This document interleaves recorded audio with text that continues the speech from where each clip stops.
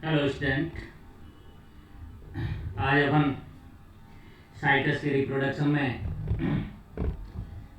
Cycas का mega sporophyll का development, structure of mega sporophyll और ऑव्यूल के स्ट्रक्चर के बारे में पढ़ेंगे। जैसा कि प्रीवियस क्लास में अपन ने डिस्कस किया था, साइकस का ओव्यूल प्लांट किंगडम का सबसे लार्जेस्ट ओव्यूल होता है और साइकस के ओव्यूल का डेवलपमेंट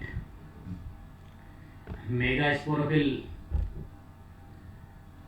पर होता है। मीन्स ऐसी लीफ जिस पे मेगा स्पोर का डेवलपमेंट होता है, ओव्यूल का डेवलपमेंट होता है। जैसा कि जिम्नोस्पर्म में आप सभी जानते हो, जिम्नोस्पर्म में नेकेड ओव्यूल होता है।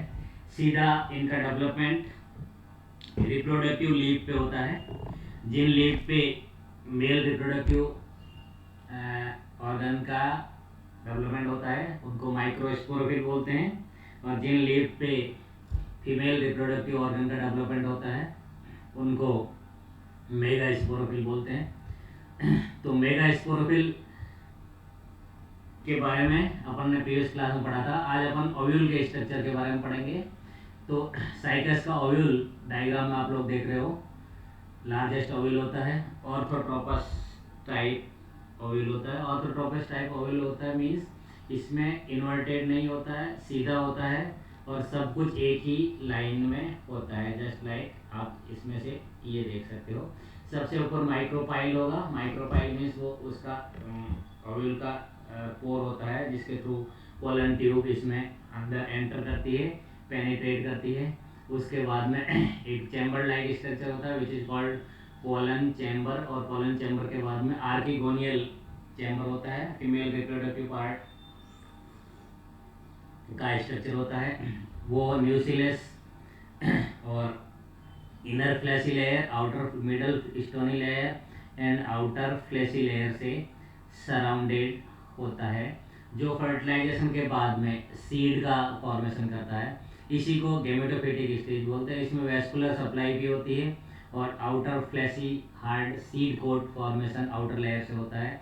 आउटर लेयर फ्लैशी लेयर होती है जो आगे जाकर के सीड कोट का भी आवरण का निर्माण करती है। स्ट्रक्चर ऑफ ओव्यूल या megasporangium.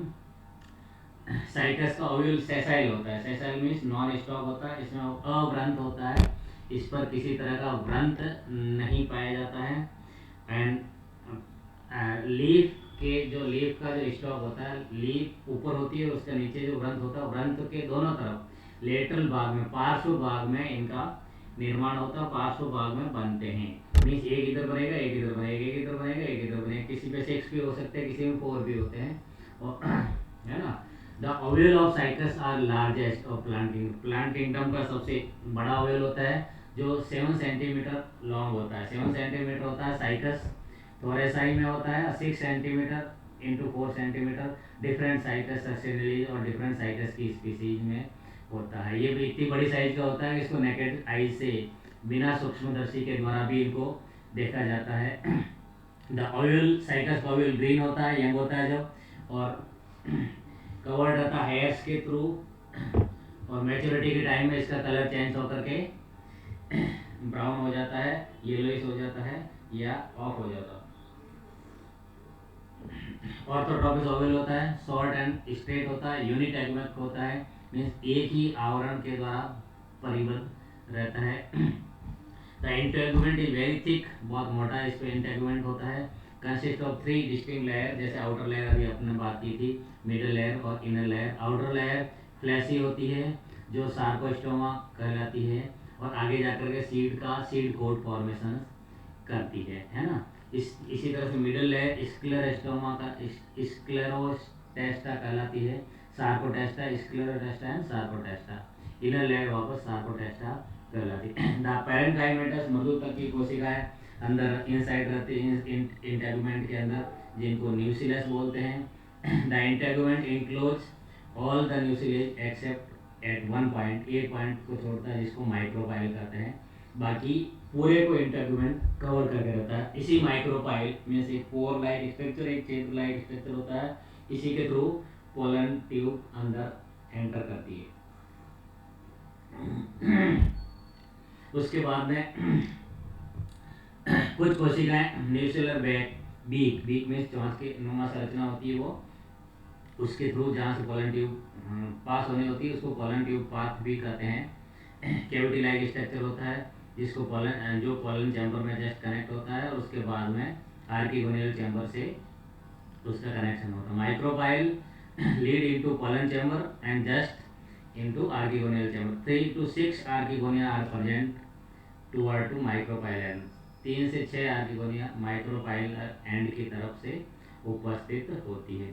The ovule is supplied by 3 vascular trays and the central vascular trays of the chalaza end of nucellus. The inner and outer vascular trays divide into two. One branch supplied outer fleshy layer and one branch supplied inner fleshy layer. Thus the outer inner fleshy layer received the vascular supply but the middle stony layer में vascular supply नहीं होती। Development of ovule, इसमें ये कहते हैं कि when megasporophyll young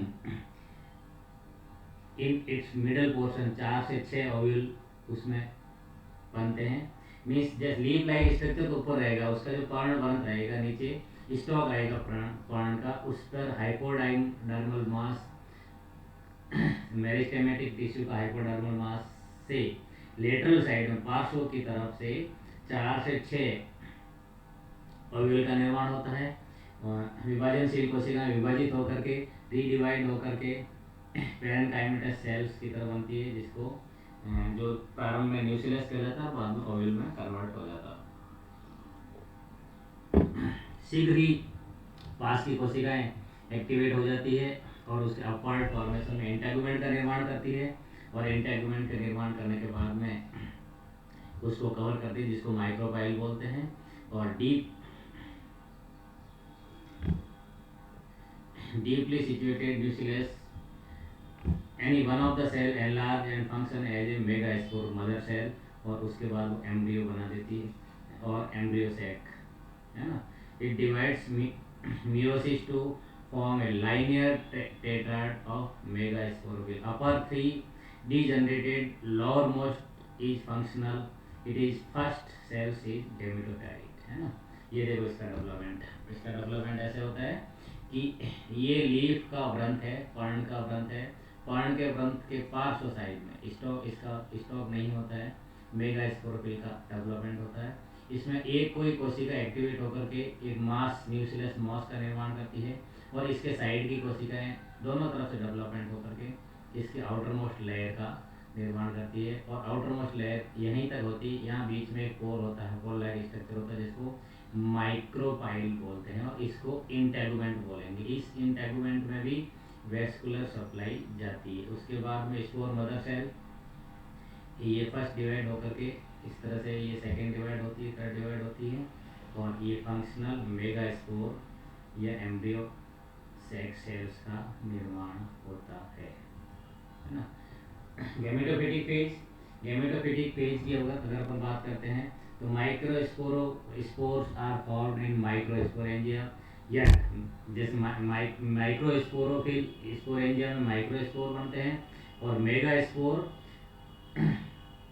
are formed in ovule after meiosis. Megaspore ovule में meiosis के बाद में अर्धसूत्री कोशिका विभाजन के बाद इनका निर्माण होता है। साइकस इज हेट्रोस्पोरस, हेट्रोस्पोरस होता है जिसमें नर और मादा स्पोर्स का निर्माण अलग अलग प्लांट पे होता है। It produce 2 type of spores है ना, इसलिए इसको हेटेरोस्पोर कहते हैं। माइक्रोस्पोर स्मॉल साइज के होते हैं, खूब सारे बनते हैं, जबकि मेगास्पोर बड़ा साइज के होते हैं और मदर प्लांट से अटैच करते हैं। Development of male gametophyte, each microspores are unicellular, एक कोशिकीय के होते हैं, यूनिसेलुलर मीन्स एक कोशिकीय होते हैं और एक ही इंटेगुमेंट के द्वारा कवर होते हैं। स्ट्रक्चर विद 2 लेयर ऑफ वाल, उसमें 2 लेयर वाल होती है, outer wall and inner wall. Development of male gametophyte before pollination परागकण के पहले मेल गैमेटोफाइट का निर्माण होता है। डेवलपमेंट ऑफ मेल गैमेटोफाइट और germination of pollen grains start in situ means उसके बीजाणुधानी के अंदर ही इनका निर्माण होता है. They are still inside the microsporangium. First its nucleus divide into two. One of them towards the lower side, it is separated from other by crescent shape with result in the formation of two unequal cells. The lower smaller cells is called prothallus and upper bigger one cells are called antheridial cells. Prothallus cell does not divide further, but antheridial cell further divide होकर खूब सारे pollens का निर्माण करती है, एंथ्रोजोइड्स का निर्माण करती है, विच इज क्लोड. कॉन्टैक्ट वो पास पास रहते हैं और कॉन्टैक्ट प्रोथेलियल सेल के कॉन्टैक्ट रहते हैं. Distal tube with large nucleus है. The stage is called three celled stage consistent prothallial cells generated from cells and cell tube. At this stage microsporangia dehisce means इसका disperse होता है और खूब सारा ऑल ऑफ सडन खूब सारे pollen grains free हो जाते हैं. पॉलन ग्रेन्स में टेपिटम होती है, डिस्टिंग्रेटेड स्पोरेंजियम होती है, become dry cells and sporangial valves rupture होती है जिससे खूब सारे पॉलन ग्रेन्स का निर्माण होता है. ये देखिए आप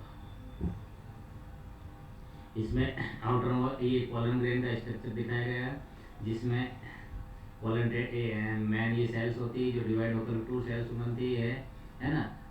अंदर जो रहती है ट्यूब सेल्स रहती है, आउटर मोस्ट प्रोथेलियल सेल होती है और जनरेटिव सेल्स होती है. उसके बाद में ये पॉलन ट्यूब का निर्माण करती है. इसमें मैं आगे प्रोथेलियल सेल होती है और स्टॉक होती है. ये आप आगे जा करके इस तरह से डेवलपमेंट होकर के ये एंथ्रोजोइड का निर्माण करती है जो पॉलन ट्यूब बनाती है. रिलीज ऑफ पोलन ग्रेन्स का मुक्त होना. Large cell divide from two, one pollen tubes and second generative cells. At this stage the sporophylls are separated. Sporophyll से सेपरेट हो जाते हैं, फ्री हो जाते हैं. एयर के थ्रू पॉलिनेशन होता है. एयर में हवा के में साथ ये तैरते हुए पाए जाते हैं जिससे इनको फीमेल गैमेटो तक ये पहुंच जाते हैं और उसका जर्मिनेशन करते हैं.